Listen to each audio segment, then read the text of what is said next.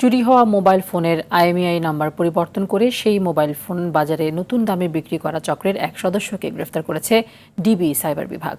রোববার DMP media সেন্টারে এক সংবাদ সম্মেলনে সংস্থাটি জানায়, মোবাইল চুরি কিংবা হারিয়ে যাওয়ার পর চক্রটি নতুনভাবে সেই মোবাইলের আইএমইআই নাম্বার পরিবর্তন করে।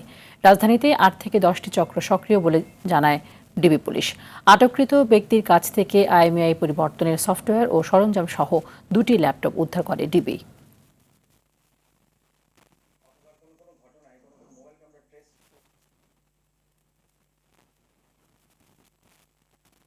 প্রত্যেক দিন প্রচুর মোবাইলের আইএমইআই চেঞ্জ করা হচ্ছে, যার প্রেক্ষিতে গতকালকে সন্ধ্যায় আমরা একটা অপারেশন করি গুলিস্তান এলাকায়। একটি দোকান থেকে আমরা একজনকে অ্যারেস্ট করতে সমর্থ হই এবং 5টি, আমরা এটাকে কাটা মোবাইল বলতেছি এখন, যার আইএমইআই কেটে ফেলা হয়েছে, সেই আইএমইআই কেটে ফেলা মোবাইল 5টি মোবাইল আমরা উদ্ধার করেছি এবং বেশ কিছু মোবাইল যেগুলোর আইএমইআই চেঞ্জ করা হচ্ছিল,